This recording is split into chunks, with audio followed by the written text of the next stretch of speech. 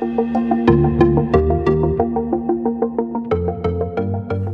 everyone. Welcome to our podcast, Health Data Decoded. I'm Ed Hill. And I'm Samuel Ball. We are researchers working at the University of Liverpool in health data science, and we are part of CHIL, the Civic Health Innovation Labs. CHIL's an interdisciplinary team of researchers, NHS staff, local government and charities looking to use data and artificial intelligence to improve health outcomes in a responsible way. This work, as well as bring innovation and improvement to health, can also help with our social well-being and the economy. In this podcast, we'll be interviewing collaborators, researchers and professional support staff within CHIL to better understand what they do in their roles to improve health outcomes for the local area.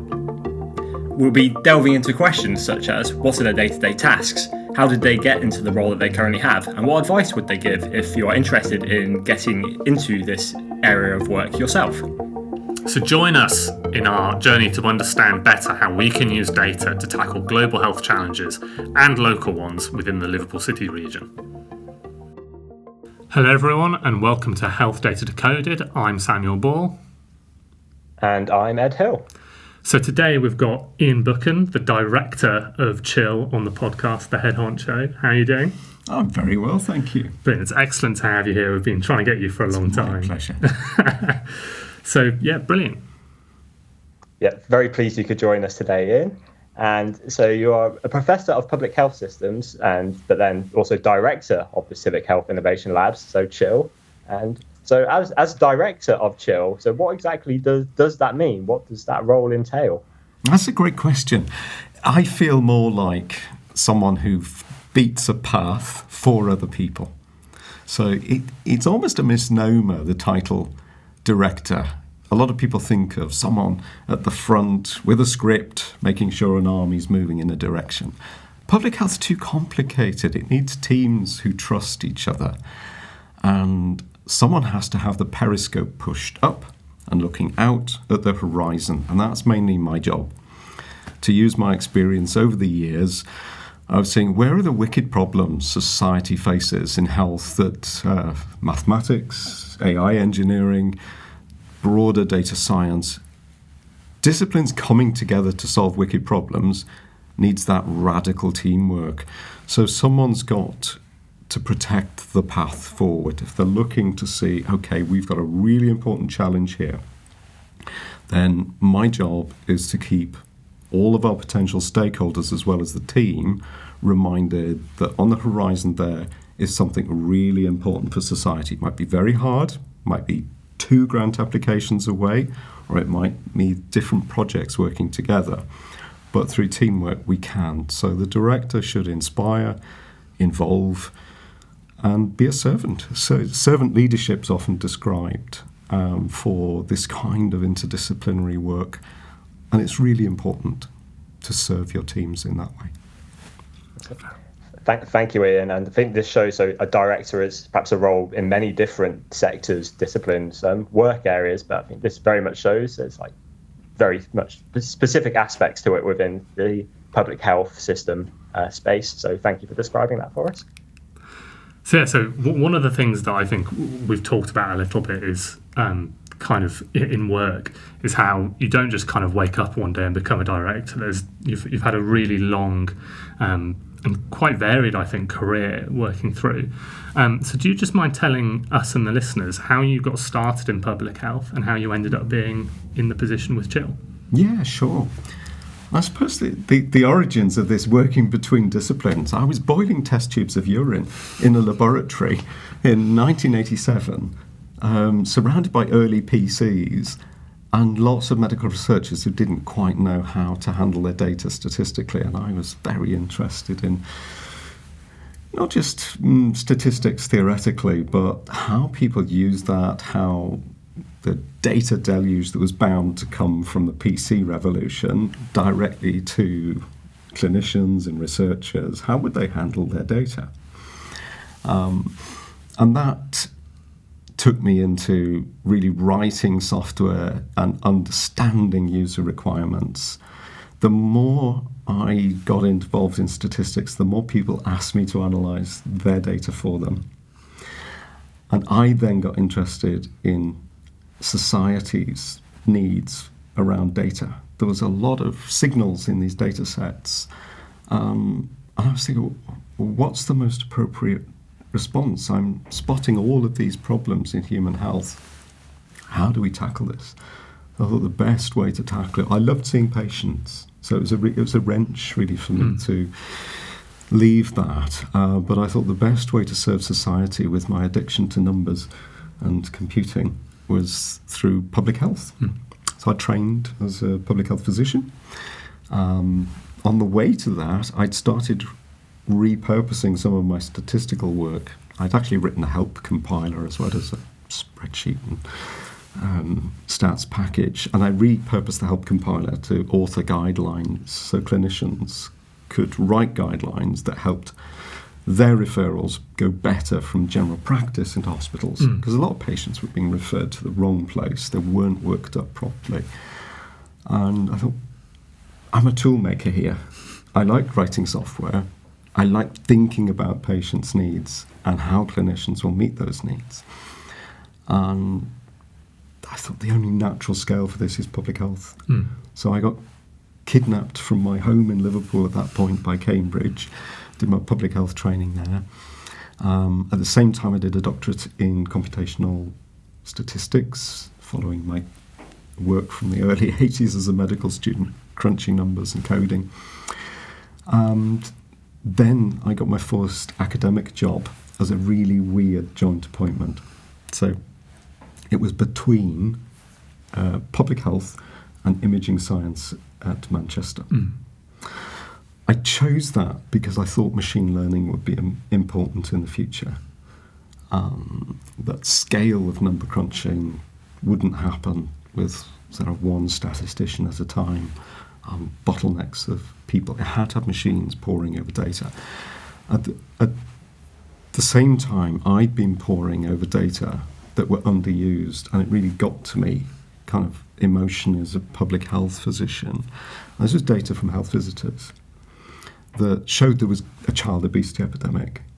And no one had looked at these data for over 15 years.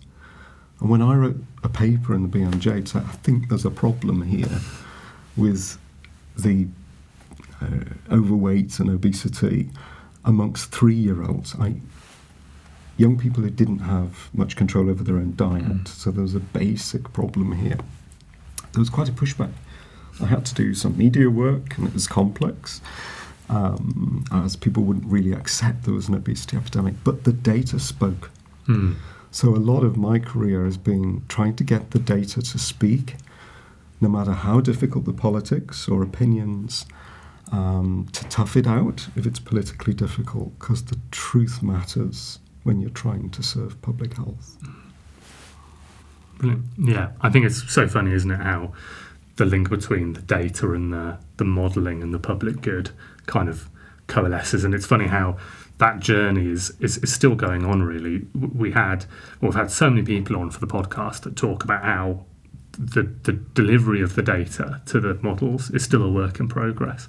So it's good to see that there's kind of the work going on at every level. It becomes very real when it's extremely urgent to get different modelers together. And it was absolutely wonderful to come back to Liverpool it was in 2019 we got going in earnest, but I came back in 2018 in November, so 7 years ago.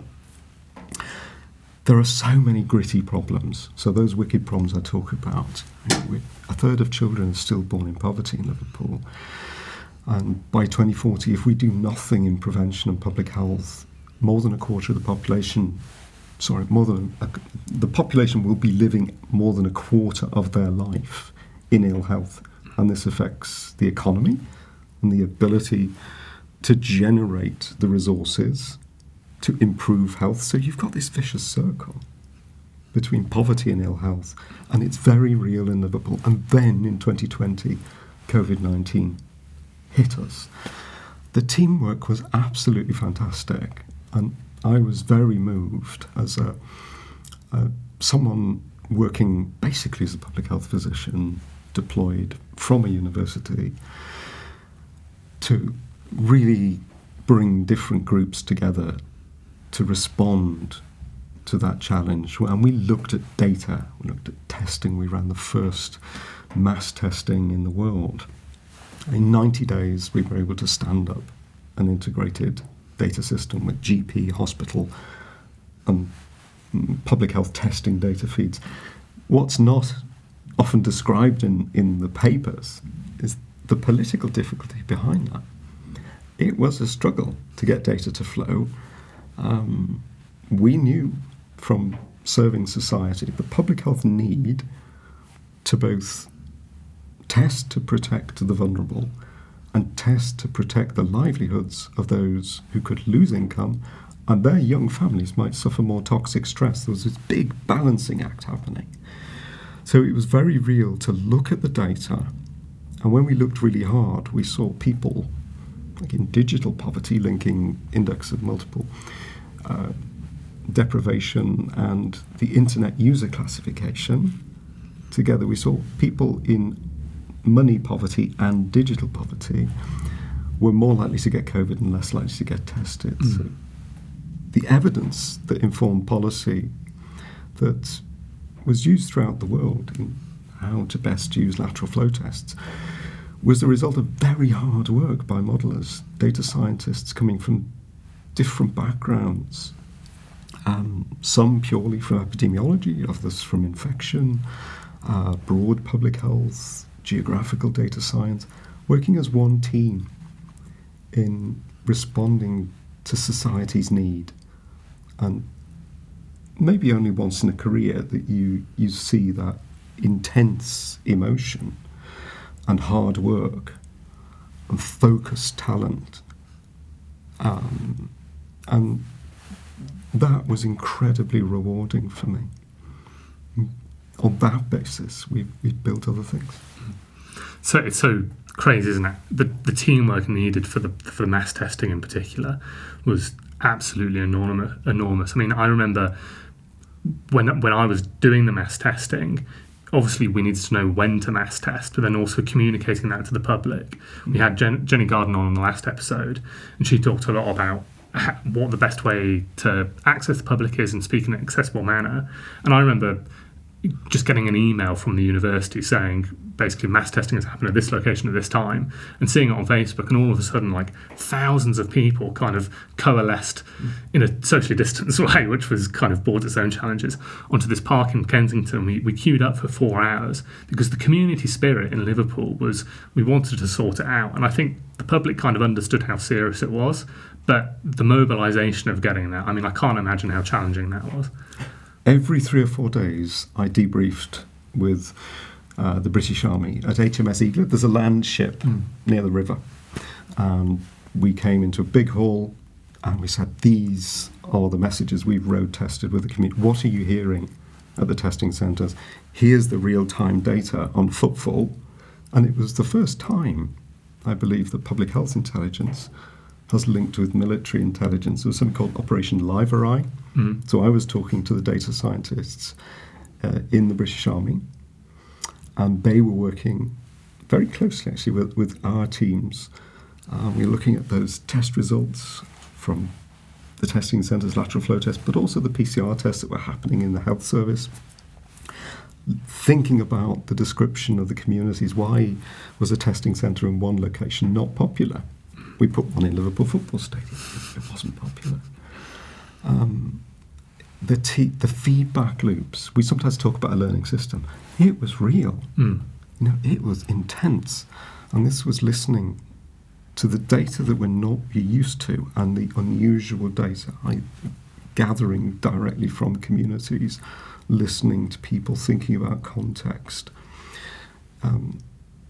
There's a lot of lessons in there for things we should really be doing all the time, to iterate, to look at what's happening and change what we can to how we're responding and keep improving. Yeah, really interesting. I mean, I'm sure we could talk to you for hours about the stories behind the COVID response in Liverpool. But it's just so interesting that period of time. I mean, it's historic, really, isn't it? And I think Liverpool's response was one of a kind. A quarter of a city coming forward in a month. Yeah. And I saw people, I got a bit choked up even thinking about it. queuing in the rain in November. And we were in the ACC on the 11th of November, 11 o'clock, 2020, and the last post played. It was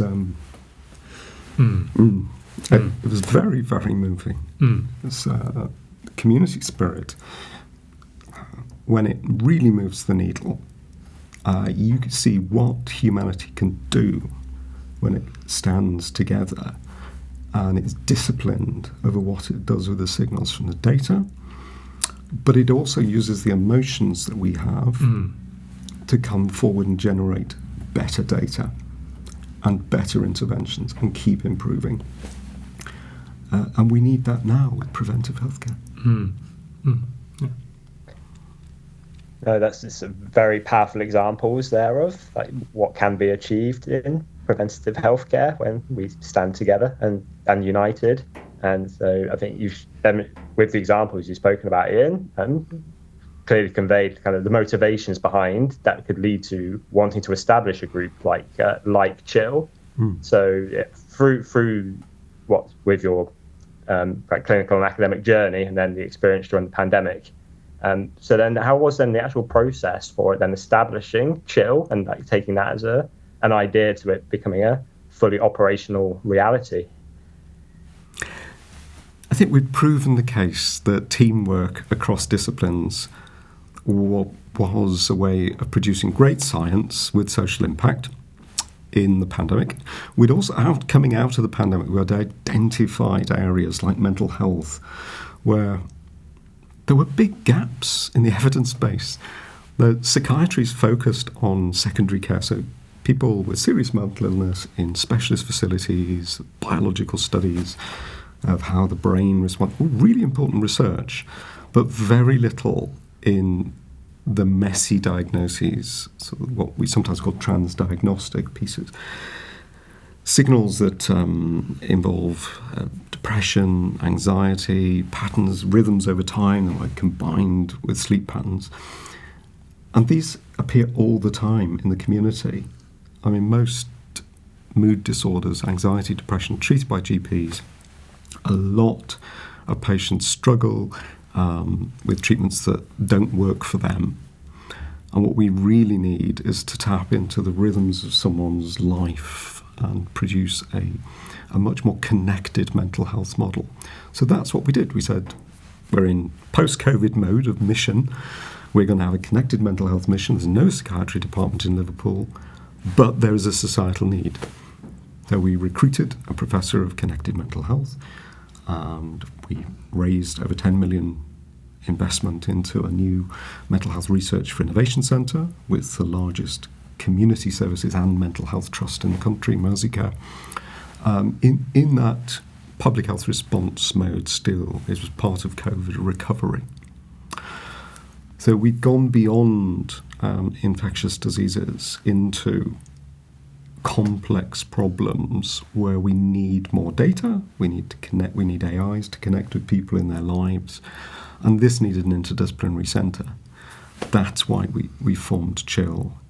Civic means partnership, most importantly with the people whose lives are affected, our residents, patients, public members, co-designers of solutions, and co-interpreters of insights as well from data. So we wanted a facility that was accessible, not an old-fashioned department that might be a little bit unapproachable, but something public-facing. So we chose a science park, and we also recognise we have to work closely with industry. You can't create all the AIs we need inside a university lab. That would be slow and inefficient. So it's in a science park that's designed for collaboration as well with industry partners. And that's different to a normal department or institute way of working. It needs bits of science and engineering, bits of health and life sciences, and humanities and social sciences. So CHIL was formed as this unusual safe space for tackling the wicked problems with data and technology to serve human health. And the space that's created and kind of the vision from it. So that's something that very much appealed when I applied for the role, which was associated with CHIL, and the actual creation of that space when it all got formally launched. Like, what was your emotion when it was there and it was like, this is happening and things are now formally getting going? It was a great sense of pride in the team. And in Liverpool, really, to have the courage to do something different, to take a risk in terms of finances are complex in the higher education sector. So it needs some courage. The University of Liverpool had the courage to invest in working differently. And it's paid off. We have a healthy set of grants, but more importantly, we have great people like you good selves who are able to work differently than if you were just locked into one silo of a department or project. You've got that license to innovate in the best interests of society. Yeah, I mean, I think what I like the most about CHIL is because obviously me and Ed are both kind of joint appointments between this kind of university department model of teaching masters and undergraduate students and PhD students, but then also kind of applying for grants. But it does get quite siloed sometimes, and within health data science we've got lots of little sub-departments that kind of do their own thing, and there's collaboration within those departments. But I think the great thing about CHIL is it does break down the harder barriers, like between the social sciences, the physical sciences and the life sciences, so that everyone can work together. And what I particularly like about it is, prior to joining the role at CHIL, I'd worked within academic environments but also with startup environments, and I think CHIL kind of gives more of the startup like vibe of we need to kind of get things done and prove impact as fast as possible, really. And really just build stuff that makes things happen. Was that kind of part of the choices for how CHIL was kind of designed? Exactly. Yeah. Really pleased to hear you say that. In my previous, I was 15 years at Manchester, almost 15 years, and great time. And we flowed data. We worked with industry partners and communities. And one of the things I noticed was the broken business model of academia with data for human health. We described the drifting calibration of models to predict death and other bad outcomes after cardiac surgery, showing that by the time your average model had been published in an academic paper, so here's a grant, go and produce a model, your output's this academic paper, by the time it was properly socialised in the health system, it wasn't fit for purpose. It had drifted so much in calibration. There was a need to keep models up to date. And we still work in CHIL. Some wonderful members of my former teams and some statisticians who have progressed the state of the art on dynamic modelling. And I know you're both interested in this space as well. We've talked about the next challenge of how do we use AIs to hoover in data adaptively when you can ask someone questions through an AI that's talking to them in their daily life. How do models know they need more data? This business model problem of academia rewarding the publication of that paper and no one looking at how patients and society are served by the problem that your brains are attuned to solving from when that paper's published to how it's used to predict someone's risk and the decisions you will take on that. Those algorithms need your brains. Society needs a different way of working. And that's what we're doing in CHIL. I think my favourite story about this was that we're kind of now seeing the large language models kind of in CHIL being used. I mean, we've got grants in for large language models, conversational AI in many different areas.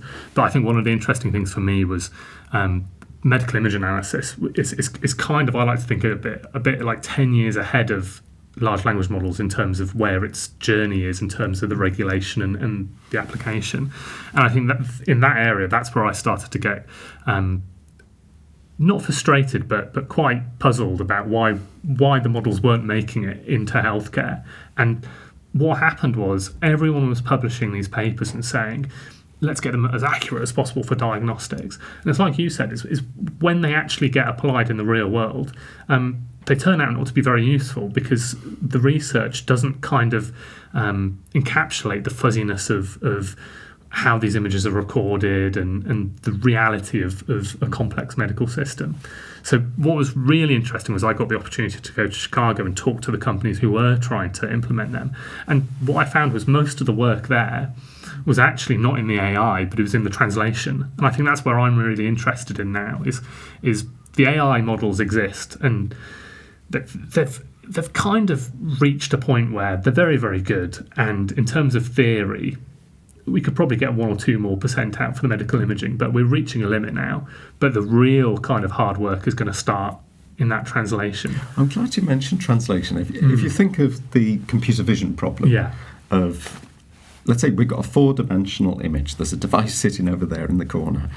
It's a radar-based device. It's looking through our chests at our hearts beating, or chest rising and falling, approximate heart rate, respiratory rate, can identify that's Sam and this is Ian by a 14-point marker on our skeleton.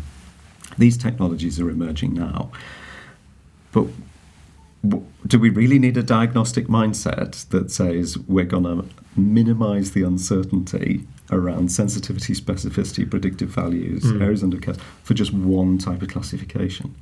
No, I think we need a utility function for the actions around the signal.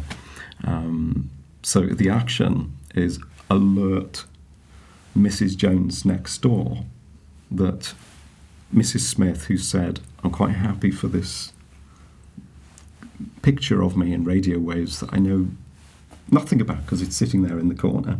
Occasionally a device might talk to me. But the action taken might be go and call for help that will result in more accurate measurement of what's happening in the heart. It might be a heart rhythm disturbance. It might be a dipstick urine test. It might be a urinary tract infection affecting heart rate, respiratory rate. There's a lot of very complex inferences, and you're not just going to have certification for the accuracy of components. It's how it comes together. And that needs a mindset of understanding complex systems, and the utility function is more important there than the uncertainty. Definitely, it's so interesting. On that translation steps, then makes me think about perhaps with a modelling setup. It's like perhaps with certain types of data you're able to achieve a certain output with a certain level of accuracy, but then with the actual end user is then okay, but we don't actually have that type of data necessarily. But there is this other form of data that we're getting online, and in the future we foresee this and this and this. So is the model flexible enough to actually accommodate that, or is it like so rigid that actually it's just incompatible? So therefore it's like having that interdisciplinary working. So from the outset you're developing the framework that is then useful and has sustainability, so it will keep on being usable and portable in the future. I think that's crucial and really important for tackling these types of problems as well. Yeah, exactly. You're describing the need for a well-formed problem for the modelling, and that's what we're doing in CHIL. There are people who speak enough of the maths and the machine learning to know how not to waste your time as experts in the maths and the machine learning. So that well-formed problem hopper, the more of them you get, the more you can abstract. How do we move the needle, basically, on doing this kind of useful modelling? Brilliant. Yeah. So obviously there's these big picture ideas for CHIL that kind of go about these massive grants that we've got in and kind of the general strategy of where we're going with these things. But what does your day-to-day look like in terms of if we get really granular with what's going on? My day starts with feeding my 3 rescue dogs at 5 o'clock. Well, they get fed at 6, I get up at 5. I have 2 cups of coffee and I sit there with the email inbox. I go to bed early. And I think, well, what's come in overnight? So I do the weeding. It's like playing, I'm showing my age, but it's like playing Space Invaders of old. getting rid of the aliens, and you're focusing on the things that really need attention, and you're planning the day. Then I've rebooted after 2 cups of coffee. Dogs get fed at 6. And the day starts. Sometimes the day's filled with meetings where you love what I do is connect people. So you're thinking who needs to be talking to whom. Sometimes it's translating for a wider audience. Like yesterday, I had to do a talk for the AI Summit. The day before, it was a formal talk. It's a panel session yesterday. They're quite exhausting. No, this is fine. Like the big audience stuff, you're thinking, I don't want to say the wrong thing in a quick fire situation. So you're filtering everything, and you use quite a lot of. You get used to it, but I'm quite careful about those things and what I say, as audiences need to be respected, and the language you use, the different things they will take away from it. So yeah, if you only did the 5 o'clock start and the emails and all the editing, you'd never have thinking space. Sometimes I have to then carve days out and cancel meetings to go deep on a big grant. Like we just wrote one, didn't we? We wrote 2 over the summer.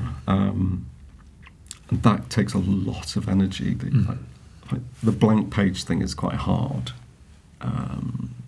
You've assimilated the ideas, you've listened to people, and then you've got to put it in a way that a team would get around. Yeah. So I think it'd be really interesting as well. So we talked about these 2 grants that we've kind of co-produced in part of huge consortiums at some point, one with Europe and one for the EPSRC that was a multi-system hub. What's kind of the process that goes through your mind when you see that blank page? What's the process of going from that blank page to this idea and then getting the right people together so that it can kind of come together and become something quite good? The first thought is about society's need. Think where the action isn't. Well, if there's a real need and I can get passionate about it, I'm then on an authentic step to approaching other people and saying, come on, this needs your help. So I try and pick those targets and then think about the teams. Where are the people who would work really well together? Where are the synergies between different people's knowledge, experience, and building on those groups who enjoy working together as well. We've got to enjoy solving hard problems because it's not always easy, as you know. So team working is then the other factor when I'm pulling these things together. It's great if someone else takes it off my plate and says, I've got a better idea. If only. Fantastic. Please, yes. But seriously, it's sometimes 2 or 3 people start to generate a spark. And then I feel really motivated because you feel like you're serving other people who've both validated something, and they'll put lots of fuel on the fire.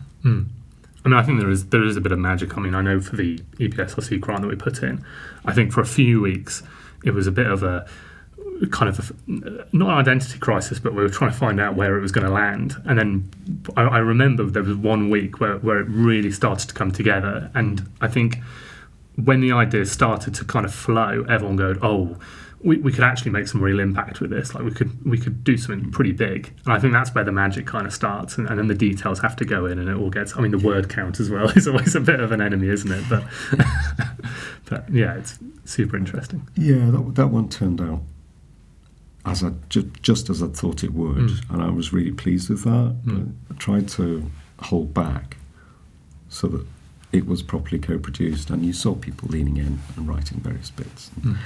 And putting things, concept notes on the mirror board, etc., which is fantastic. And that's the kind of partnership working that we set CHIL up for. But now we've got a broader set.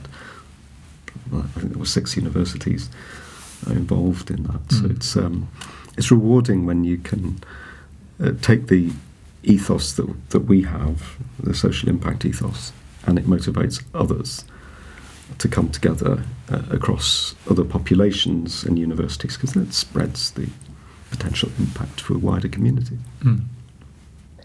It's very cool to see through that activity and that grant writing process. In that initial discussion period, things seemed very unclear, but that unveiling moment when things do just like, oh wait, there it is. It's like, yes, so that is what we're working for, and this is why it matters. This is why it's going to make an impact. And so Iain, you've already discussed a range of activities you're involved in, including representing the university at events.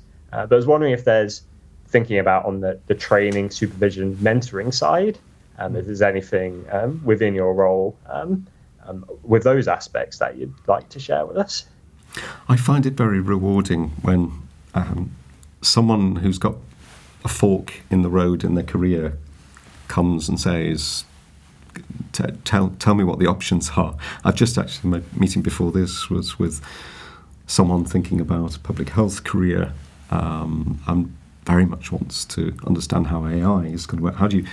How does this person become an agent in a more connected world? Because that's going to be a very important part of public health in the future. So I do a lot of mentoring of people on the career paths. There's formal supervisions of PhD students as well, and then there's team building. That's also very rewarding when you're mentoring a mentor. You're trying to help this interdisciplinary working that you've got to do in a very intense way in CHIL work, maybe in an NHS organisation or an NHS organisation working with a local authority and a university partner. And then you're effectively giving them a blueprint and a toolkit to do a CHIL-like activity, but their own way. So we're coming to the end of the episode, and we ask all of our guests if there's one thing that you can say to our listeners about how they can get involved with health research. What do you want to say to our listeners so that they can get involved? Go for it. It's tough. No, interdisciplinary is really hard. I'll be honest, it's much easier to do single discipline things. But the feeling you get when you deliver that impact, I mean, I mentioned earlier the COVID responses, it's just so rewarding that it's worth it. If you can change lives for the better, by making the data speak, by helping people to build better AIs, by helping different teams coordinate their services better, it's incredibly rewarding. And I think the future needs more prevention. Office of Budget Responsibility has just told the UK can't put any more money into the NHS. So there's a huge optimisation problem there. More people living longer with more than one long-term condition. So we've got that social and demographic pressure. We're sadly increasing inequalities.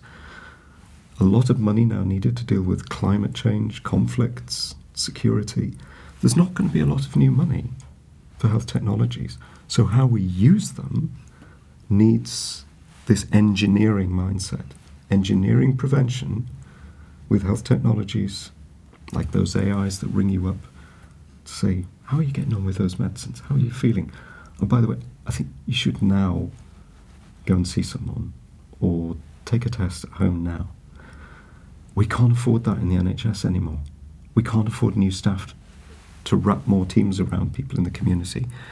We need to engineer better health and prevention from the kind of activities that we've embarked upon in CHIL. That need is huge. So I'd say to people interested, society needs you. Go for it. Brilliant. Thank you so much, Iain. That was, I think, really interesting to hear all your stories about how you got involved and the direction of CHIL going forward. So thanks for listening, everyone. And if you liked our episode, you can subscribe on Spotify or on YouTube, and you can listen to us next month for the next episode.